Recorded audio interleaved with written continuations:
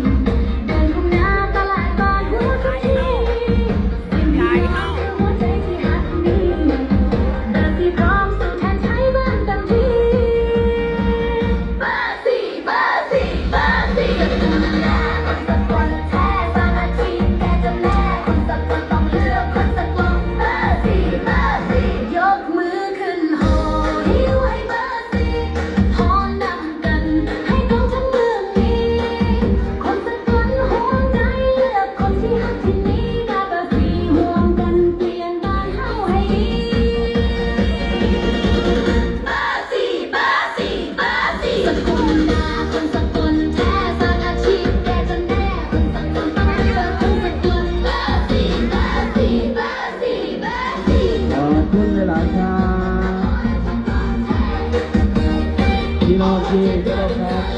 เมื่อนี้ทีมงานพรรคเพื่อไทยโดยสัญญาสำนักประกอบกราบขอบพระคุณพ่อแม่พี่น้องทั้งหาผู้ได้ที่มาฟังนโยบายของพรรคเพื่อไทยในมือนี้นะครับวันที่8 กุมภาพันธ์เข้าคู่หากาเบอร์เข้าพรรคเพื่อไทยกาสักุระสักเบอร์ดีเรื่องเด้อพี่น้องเอ๋ยยาสุไลลุ่มถึงคงพันพี่น้องเก่ายาสุระโคตรเชื่อหลงพี่น้องคุยดีขอ